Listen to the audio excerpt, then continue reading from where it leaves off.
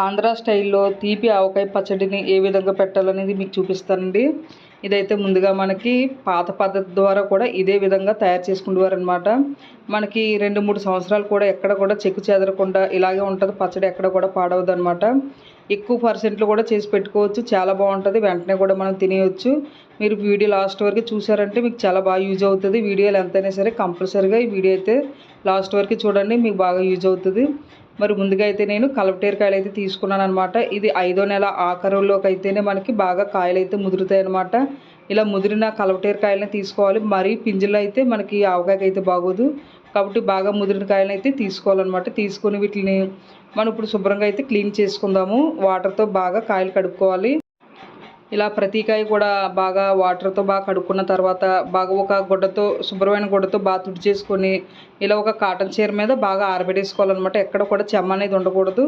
బాగా ఆరిన తర్వాత ఇలా పొడవుగా ఒక్కొక్క కాయని 4 ముక్కలుగా పొడవుగా అయితే ఇలా కట్ చేసుకోవాలన్నమాట. పొడవుగా ఎందుకు కట్ చేసుకున్నామంటే మనకి ఊట ఊడ్చేటప్పుడు కానీ ఎండబెట్టేటప్పుడు కానీ చాలా మనకి వీలుగా ఉంటుంది. కాబట్టి ప్రస్తుతానికి మీరు ఇలా పొడవుగా ముక్కలు అయితే కట్ చేసుకోవాలన్నమాట. కట్ చేసుకొని మనకి ఈ ముక్కలకున్న ఈ డస్ట్ అంతా కూడా ఒక నీట్గా ఉన్న క్లాత్తో శుభ్రంగా తుడిచేసుకోవాలన్నమాట. ఎక్కడ కూడా తడి చేయిలు కానీ ఏమి కూడా తగలకూడదు. మనకి చేయిలో కూడా చాలా పొడిగా అయితే ఉండాలన్నమాట. మంచి క్లాత్ తోటి శుభ్రంగా కాయలు ప్రతిదీ డస్ట్ అంతా కూడా తుడిచేసుకోవాలి. అలాగే ఒక స్పూన్ తోటి ఇలా మీరు ఇలాగా శుభ్రంగా ఎక్కడైనా డస్ట్ అది ఉంటే ఇలా స్పూన్తో తీసేసుకోవచ్చు అనమాట. ఇలా క్లాత్ తోటి ఇలా శుభ్రంగా ఇలా తుడిచేసుకోవాలన్నమాట. ఈ విధంగానే ముక్కలన్నీ కూడా తుడిచేసి పక్కన అయితే పెట్టేసుకోండి. ఈ విధంగా మనం 100 కాయలు నేనైతే 100 కాయలు అయితే కటింగ్ చేసాం కదా, ఇన్ని ముక్కలు అయితే వచ్చాయన్నమాట. ఇప్పుడు వీటికి రెడీగా కారం అయితే కలిపేసుకుందాము. మనం కాయలు కొనక ముందే మన కారం ఇవన్నీ కూడా మనం రెడీ చేసేసుకోవాలన్నమాట. కారం, బెల్లం, అలాగే నువ్వుల నూనె, ఆవాల పొడి, ఉప్పు ఇవన్నీ కూడా దగ్గర అయితే పెట్టుకోవాలి. ఇవన్నీ రెడీ చేసుకున్న తర్వాతే మనం మామిడికాయలు అయితే కొనుక్కొని ముక్కలైతే కోసుకోవాలన్నమాట. ఇప్పుడు మనం కారం అయితే ఇవన్నీ కూడా కలుపుకుందాము. మేమైతే కారం ఒక 6 కొంచాల మిరపకాయలని కారం అయితే మిల్క్ పట్టించామన్నమాట. అలాగే కొంచెం మిరపకాయలకి తవుడు ఆవాలైతే వేసామన్నమాట. ఇది పర్ఫెక్ట్ కోలన్నమాట. మనం కొంచెం మిరపకాయలకి తవుడు ఆవాలన్నమాట. 6 కొంచాలు అయితే వేసానండి. 100 కాయలకి 6 కొంచాలు అయితే పడుతుంది. అదే 50 కాయలకి అయితే 3 కొంచాల మిరపకాయలు కారం పొడి అయితే పడుతుంది అనమాట. మేము మిల్లు అయితే పట్టించాము. ఈ 6 కొంచాల మిరపకాయలని మిల్లు అయితే పట్టించాము అనమాట. ఇప్పుడు కారం పొడి అనేది ఒక బేసిన్లో వేసాను. ఇందులోనే మనం ఆవాల పొడి కూడా వేసేస్తున్నాను. 6 కొంచానికి తవుడు కింద అయితే నేను ఆవాల పొడి అయితే వేసాను అనమాట. ఇప్పుడు ఆవాల పొడి కూడా కారం మీద అయితే వేసుకున్నాము. అలాగే ఒక్కొక్కటి కూడా వేసేసుకుందాము. ఇప్పుడు అలాగే మనం ఈ పిండి గుండంతా కూడా ఒకసారి బాగా కలిపేసుకోండి. కలుపుకున్న తర్వాత ఇప్పుడు మీకు చూపిస్తున్న తవ ఉంది కదా, ఇది 1/2 కేజీది అనమాట. 1/2 కేజీ తవ అనమాట. దీంతో ఇప్పుడు ఉప్పు అయితే వేసుకుంటున్నాను. మనం 100 కాయలకి 2 కేజీలు ఉప్పు అయితే పడుతుంది. అంటే 4 తవలు ఉప్పు అయితే పడుతుంది అనమాట. అంటే 25 కాయలకైతే ఒక తవ అంటే 1/2 కేజీ ఉప్పు అయితే పడుతుంది. అలాగే మనకి 50 కాయలకైతే 2 తవలు ఉప్పు అయితే పడుతుంది. అంటే కేజీ ఉప్పు అనమాట. ఇప్పుడు నేను 100 కాయలు కాబట్టి 2 కేజీలు ఉప్పు అయితే వేసుకుంటున్నాను. ఇది కళ్ళు ఉప్పు అండి. మనకు కరెక్ట్గా సరిపోద్ది. ఇంకెవరిని కూడా అడగవలసిన పని అయితే ఉండదు. ఉప్పు అయితే మనకి ఆవకాయకి కరెక్ట్గా సరిపోద్ది. ఇప్పుడు నేను 2 కేజీలు ఉప్పు అయితే వేసుకున్నాను అనమాట. అలాగే బెల్లం కూడా వేసుకుంటున్నాను. ఒక 10 కేజీలు బెల్లం అనమాట. ఇది పెద్ద దిమ్మలో బెల్లం అనమాట. చిన్న చిన్న ముక్కల కింద ఇలా కటింగ్ చేసుకున్నాము. 10 కేజీలు బెల్లం అయితే వేస్తున్నాను. ఒకవేళ మనకి ఇంకా చాలా పోతే లాస్ట్ టైంలోని బెల్లాన్ని మరగబెట్టి తీగపాకం వచ్చిన తర్వాత బాగా చల్లారబెట్టి ఆ తేనె అయితే మనం కలుపుకోవచ్చు. కాబట్టి ప్రస్తుతానికి అయితే ఒక 10 కేజీలు వేసుకోవచ్చు. లేదంటే ఒకసారి బెల్లం ఎక్కువ వేసినా సరే మనకి ఎండబెట్టేటప్పుడు చాలా ఎక్కువగా రిస్క్ అయితే అవుతుంది అనమాట. కాబట్టి ప్రస్తుతానికి నేను 10 కేజీల బెల్లం అయితే వేస్తున్నాను అనమాట. 100 కాయలకి 10 కేజీల బెల్లం. ఒక్కొక్కరికైతే కారం కొంచెం ఎక్కువ తింటామన్న వాళ్ళకి సరిపోద్ది. లేదు ఇంత కారం తినమన్న వాళ్ళకి లాస్ట్ చేసి బెల్లం అయితే కలుపుకోవచ్చు అనమాట. ఇప్పుడు ఈ 10 కేజీల బెల్లం కూడా వేసుకున్నాను కదా, ఈ పొళ్ళన్నీ కూడా ఒకసారి కలిపేసుకుందాము. ఇప్పుడు ఇందులో నేను ఆయిల్ కూడా వేసుకుంటున్నాను. నేను రిఫైండ్ ఆయిల్ కానీ పామ్ ఆయిల్ కానీ ఏది కూడా యూజ్ చేయకూడదు. ఓన్లీ నువ్వుల నూనె కానీ లేదంటే పలుకుల నూనె కానీ వేరుశెనగ పలుకుల నూనె కానీ వాడితేనే మనకి ఎంత నిల్వ ఉన్నా సరే మనకి ఎక్కడ కూడా ఇబ్బంది అయితే ఉండదన్నమాట. అంటే మనకి స్మెల్ అది కూడా రాదు. అదే మీరు రిఫైండ్ ఆయిల్ కానీ వేసారంటే మీకు జిడ్డు వాసన వచ్చేస్తుంది.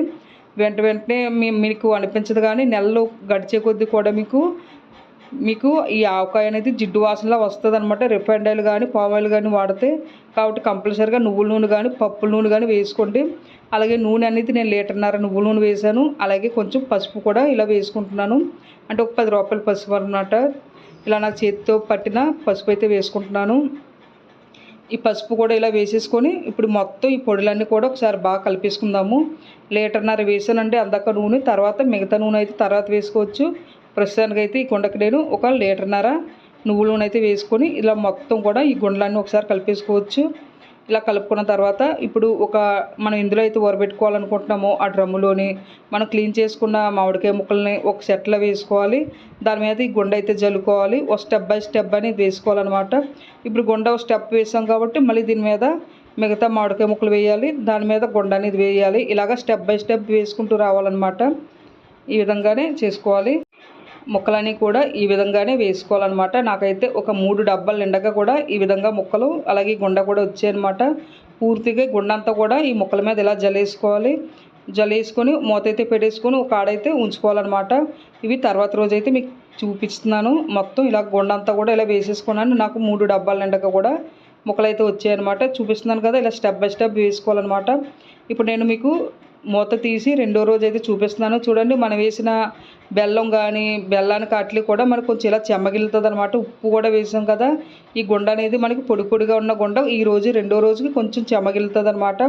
ఇలాగ అడుగు వరకు కూడా ఒక తడి లేని గరిటె కానీ లేదంటే మీరు చేతితో కానీ అడుగు నుంచి కూడా మొత్తం ముక్కలని కూడా ఒకసారి కలిపేసుకోవాలి. ఇలా రోజుకి కూడా కలుపుకుంటూ ఉండాలి. మీరు రోజుకి కూడా మనకి ఈ ఊటంతా కూడా ఊరుతుంది అనమాట. ఊరి మనకి లిక్విడ్లా తయారవుతుంది. ఇప్పుడు ఇలా ముద్దగా ఉన్న ఈ ఓటంతా కూడా మనకి లిక్విడ్ లాగా తయారవుతుంది అనమాట.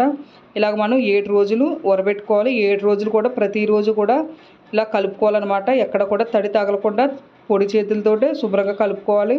మీకు 7వ రోజు అయితే తీసి చూపిస్తున్నాను. 7వ రోజు అనేది మనకి ఈ విధంగా అనేది ముక్కలైతే ఊరి కిందకి కూడా దిగుతాయి అనమాట. పైకి ఉన్న ముక్కలు కూడా కిందకైతే దిగుతాయి. చూడండి, మనకి ఊట కూడా చాలా లిక్విడ్లా ఉంది కదా, నీరులా ఉంటుంది అనమాట. మనకి ఊటంతా కూడా ఉప్పు బెల్లం ఇదంతా కూడా ఇలాగ నీళ్ళు అయితే తయారవుతుంది అనమాట.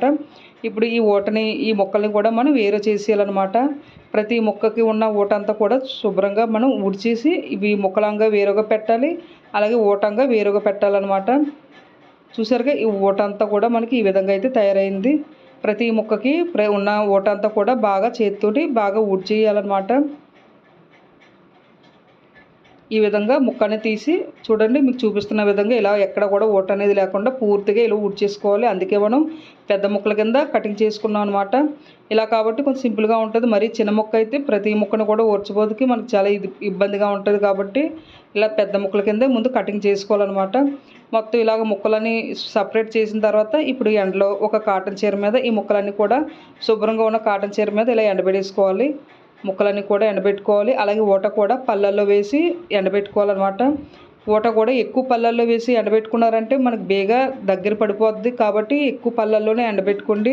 మనకి బేగా ఊట అనేది బాగా ఎగిరిపోద్ది అనమాట. దగ్గరికి ముద్దలా అయ్యే వరకు కూడా ఊట అనేది ఎండబెట్టుకోవాలి. అలాగే మామిడి ముక్కలు కూడా చూడండి, మీకు నేను ఇలాగా మామూలుగా తిరగేసి ఇలా ముందు ఫస్ట్ రోజు అయితే ఈ విధంగా ఎండబెట్టుకోవాలి. తర్వాత రోజు అయితే ఇలా తిప్పి ఎండబెట్టుకోవాలన్నమాట. ఫస్ట్ రోజు అయితే మామూలుగా ఇలాగా, తర్వాత రోజు ఇలా తిప్పి రెండో రోజు ఇలా ఎండబెట్టుకోవాలన్నమాట. ఈ పద్ధతిలో ప్రతి ముక్క కూడా సపరేట్గా ఇలా పేర్చుకొని ఎండబెట్టుకోవాలి. ఇది ఫస్ట్ రోజు ఇలాగా ఎండబెట్టేసుకున్నాను అనమాట ముక్కలన్నీ కూడా. అలాగే ఊట కూడా ఇలా పళ్ళల్లో వేసి ఎండబెట్టుకున్నాను. ఇలా ఎక్కువ పళ్ళల్లో వేసి ఎండబెట్టుకున్నాను. ఈ విధంగా అయితే మనకు బేగా ఊట అనేది చిక్కబడుతుంది. ఇవే కాదు, ఇంకా చిన్న పళ్ళల్లో కూడా నేను ఎండబెట్టుకున్నాను అనమాట. ఈ విధంగా చేశారంటే ఊట అనేది మనకి బేగా చిక్కబడుతుంది అనమాట. లేదు మీరు 2-3 పళ్ళల్లో వేశారంటే మనకు బాగా టైం అయితే ఎక్కువ పడుతుంది. ఈ విధంగా ఎండబెట్టేసుకోవాలన్నమాట. ఇది ఫస్ట్ రోజు. అలాగే మీకు రెండో రోజు కూడా చూపిస్తున్నాను. ఇది రెండో రోజు అండి. రెండో రోజు ముక్కలు నేను తిప్పి ఎండబెట్టాను అనమాట. అలాగే ఊట కూడా నార్మల్గానే ఎండబెట్టాను. ముక్క అనేది ఈ రోజైతే కొంచెం ఎండ అయితే తక్కువగానే ఉంది. ముక్క అనేది ఇలాగా తిప్పి ఎండబెట్టాను. అలాగే ఈ రోజైతే ఈ ముక్కలు అయితే నేను కటింగ్ చేసుకుంటాను. కటింగ్ చేసుకొని రేపు కూడా మామూలుగా ఎండబెడతాను. ఇది రెండో రోజు. చూసారుగా, ముక్క అనేది ఇలాగ తిప్పి అయితే ఎండబెట్టాలన్నమాట. రేపు మూడో రోజు ఎండబెడితే ముక్కలు మాత్రం పక్కనైతే పెట్టేసుకుంటాను. ఇవి మూడో రోజు అండి. మూడో రోజు అనేది నేను ముక్కలైతే కటింగ్ చేశాను. మనకి కావాల్సిన సైజులోనే ముక్కలైతే కటింగ్ చేసుకోవచ్చు. కటింగ్ చేసుకున్న తర్వాత ఒకసారి మరి ఎండబెట్టుకోవాలి. ఎందుకంటే మధ్యన పచ్చిగా ఉంటుంది కాబట్టి ఈ మూడో రోజులు కూడా ఇలా ముక్కలైతే ఎండబెట్టేసుకోవాలన్నమాట. ఈ విధంగా మూడో రోజు కూడా ఈ ముక్కలైతే ఎండబెట్టిన తర్వాత ఇవి ఒక డబ్బాలో పెట్టి స్టోర్ చేసుకోవచ్చు.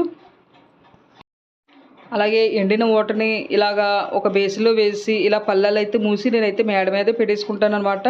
మళ్ళీ తర్వాత రోజు తీసి మళ్ళీ ఇదే పళ్ళల్లో నేను ఎండబెట్టుకుంటున్నాను అనమాట. అంతేనండి. ఈరోజైతే ముక్కలైతే నాకు ఎండిపోయి ముక్కలైతే తీసేస్తున్నాను. ఈ ఓట అయితే మాత్రం ఎండడానికి మనకి టైం అయితే పడుతుంది. ఇది 7వ రోజు మీకు చూపిస్తున్నానండి. కరెక్ట్గా నాకు ఈ ఓట అంతా కూడా చిక్కబట్టడానికి నాకు 7 రోజులు అయితే టైం అయితే పడ్డదనమాట. మనకి లిక్విడ్లా ఉన్న ఓట అంతా కూడా మనకి ఇలాగ దగ్గరికి ఇలా ముద్దలాగా అయితే అవ్వాలన్నమాట. ఇలా వచ్చే వరకు కూడా కంపల్సరీగా ఓట అనేది ఎండబెట్టుకోవాలి. చూడండి ఇంత ముద్దలాగా అయితే అవ్వాలన్నమాట. ఇలా అయిన వరకు కూడా ఓట అనేది మీరు బాగా ఎండబెట్టుకోవాలన్నమాట. నాకైతే ఓట అయితే ఎండిపోయింది. నాకు మంచి ఎండలో ఈ ఎండలో కూడా ఎండడానికి నాకు 7 రోజులు టైం అయితే పట్టిందనమాట. కాబట్టి బాగా ఎండలు కాసే టైంలోనే మీరు ఈ ముక్కలు అనేది మీరు చూసుకోవాలన్నమాట. అందుకే ఎక్కువ పళ్ళల్లో మనం ఎండబెట్టుకున్నాం. ఇలా అయితే మనకి త్వరగా మనకి ఇలాగ ఎండిపోద్ది. కాబట్టి ఇప్పుడు ఈ ఓటంతా కూడా బేసిన్లో అయితే వేసేసుకుంటున్నాను. ఇలా బేసిన్లోని ఓటంతా కూడా ఇలా ఊడ్చి వేసేసుకున్నాను అనమాట. ఇందులోకి ఇప్పుడు మనం ఇప్పుడు ఈ ఓట్లోకి నేను ఎల్లుల్లిపాయ పలుకులు అయితే వేసుకుంటున్నాను. పైన పొట్టది ఒలిచేసిన ఇవి రెబ్బలు అయితే వేసుకుంటున్నాను అనమాట. ఇవి మీ ఇష్టం అండి. మరి ఇంకా కొన్ని ఎక్స్ట్రా కూడా వేసుకోవచ్చు, చాలా బాగుంటాయి. ఇలా మనం ఆవకాయలోని ఎల్లుల్లిపాయలు అయితే చాలా ఊరి చాలా బాగుంటాయి అనమాట. అలాగే ఇప్పుడు ముక్కలు అయితే కలిపేస్తున్నాను ఓట్లోకి నేను. మనం పక్కన పెట్టుకున్న డబ్బాలో పెట్టిన ముక్కలు అనమాట. ఇప్పుడు వీటిని నేను ఓటలో అయితే కలిపేసుకోవచ్చు. ఇప్పుడు ఇందులో నేను కొంచెం మెంతులు అయితే వేసుకుంటున్నాను. కరెక్ట్గా నా చేతి ఒక గుప్పుడు మెంతులు అయితే వేసుకోవాలన్నమాట. అలాగే మనకి 10 కేజీలు బెల్లం వేసాను కదా, ఈ బెల్లం అయితే ఇంకా మాకు చాలలేదనమాట. కాబట్టి మరో 3 కేజీలు బెల్లం అయితే ఇలాగ తీగపాకం వచ్చే వరకు కూడా మరగబెట్టి బాగా చల్లారిన తర్వాత ఇప్పుడు ఇందులో అయితే కలుపుకుంటున్నాను. కాబట్టి ముందు రోజే దీన్ని మనం మరగబెట్టేసుకోవాలి. బెల్లం అనేది ఎక్కడ కూడా వేడిగా అనేది ఉండకూడదు. కాబట్టి మనం ఈరోజు కలుపుతామంటే ముందు రోజే మనం బెల్లం అనేది మరగబెట్టేసుకొని బాగా చల్లారబెట్టుకోవాలన్నమాట. బెల్లం అనేది తీగపాకం అనేది రావాలన్నమాట. నేను ఫస్ట్ అయితే 10 కేజీలు వేసాను కదా బెల్లం, ఇప్పుడు 3 కేజీలు బెల్లం అయితే వేసుకుంటున్నాను. ఇలా బెల్లం పాకం కింద మరగబెట్టుకోవాలి. మరగబెట్టుకొని మనకు తీపికి తగ్గట్టుగా ఇలా కలుపుకోవాలన్నమాట. ఇలా మొత్తం ఇలా కలుపుకున్న తర్వాత ఆయిల్ కూడా వేస్తున్నాను. నువ్వుల నూనె 1 లీటర్ నూనె అయితే వేస్తున్నాను అనమాట. ఫస్ట్ అయితే మనం 1.5 లీటర్ నూనె అయితే వేసాం కదా, ఇప్పుడు నేను లీటర్న్నర నూనె అయితే వేసాను కాబట్టి ఇప్పుడైతే 1 లీటర్ నూనె అయితే ఇలా వేసుకుంటున్నాను. నువ్వుల నూనె అయితే ఇలాగా 1 లీటర్ అయితే ఇప్పుడు వేసుకున్నాను కదా. ఇప్పుడు మొత్తం కూడా ఒకసారి కలిపేసుకుందాము. ఇలా మొత్తం అంతా కూడా చేతితో బాగా కలిపేసుకోండి. మొత్తం ఈ ఆయిల్ అంతా కూడా ఆయిల్ మనం వేసిన తేనె అంతా కూడా బాగా అబ్జర్వ్ అయితే చేసుకుంటుంది అనమాట. ఈ కారం పొడి అంతా కూడా మొత్తం చేతి ఇలా బాగా కలిపేసుకున్న తర్వాత ఇప్పుడు మనం పక్కన పెట్టుకున్న ఈ ఆవకాయ ముక్కల్ని కొంచెం కొంచెం వేసుకోవాలన్నమాట. కొంచెం కొంచెం ఇలా వేసుకొని ఈ ముక్కలకి ఈ ఓటంతా కూడా కొంచెం బాగా పట్టించాలి. పట్టించిన తర్వాత మీరు ఏ డబ్బాలో అయితే స్టోర్ చేసుకోవాలనుకుంటున్నారో ఆ డబ్బాలోని పెట్టేసుకోవాలన్నమాట. కొంచెం కొంచెం వేసుకోండి. కొంచెం కొంచెం ముక్కలు వేసుకొని ఈ ముక్కలు ఇలా ఓటలో ముంచి బాగా ఓట అయితే పట్టించాలి. ప్రతి ముక్కకి కూడా ఇలా ఓట అయితే బాగా ఇలా ముంచాలన్నమాట. ముంచి ఇలా చేత్తో తీసి మీరు పక్కన పెట్టుకున్న డబ్బాలు అయితే వేసేసుకోవచ్చు అనమాట. ఈ విధంగానే చేసుకోవాలి. ఒకసారి వేసుకోవాల్సిన పని అయితే లేదు. కొంచెం కొంచెం ముక్కలు అయితే వేసుకోండి. ఇలాగా మీకు చూపిస్తున్న విధంగా ముక్కలకి ఇలా ఓట అయితే పట్టించి చూపిస్తున్నాను కదా, ఈ విధంగా ఓటతోటే ముక్కలు అయితే తీసి ఓ డబ్బాలు అయితే పెట్టేసుకోండి.